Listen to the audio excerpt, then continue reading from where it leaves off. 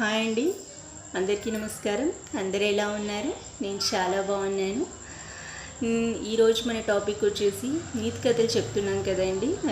నీతి కథలు అండ్ పుణ్యక్షేత్రాల వాటి చరిత్ర గురించి ప్రతి ఒక్కరు శ్రద్ధగా వినాలండి.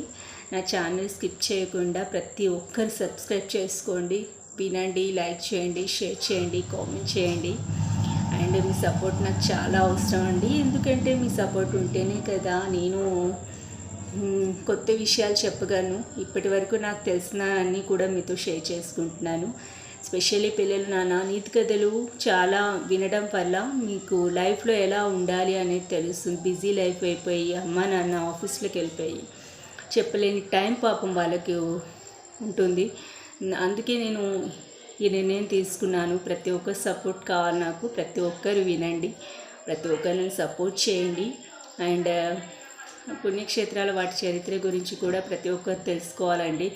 ఎందుకంటే మనం వెళ్తూ ఉంటాం, వస్తూ ఉంటాం, కానీ వాటి వెనుకున్న చరిత్ర ఎవరికీ తెలియదు. మనకు తెలిస్తేనే కదా నెక్స్ట్ జనరేషన్కి మనం చెప్పగలం. అండ్ వృద్ధులు కూడా చివరి దశలో ఇలాంటివి వినడం వల్ల దైవానుగ్రహం సిద్ధిస్తుంది. చాలా పుణ్యదాయకం అండి వాటి గురించి తెలుసుకోవడం. మీరంతా కూడా నాకు సపోర్ట్ చేయాలి, పిల్లల్ని ఎంకరేజ్ చేయాలి. ప్రతి ఒక్కరూ నా ఛానల్ని సబ్స్క్రైబ్ చేసుకోండి, షేర్ చేయండి, కామెంట్ చేయండి. ఉంటానండి, బాయ్.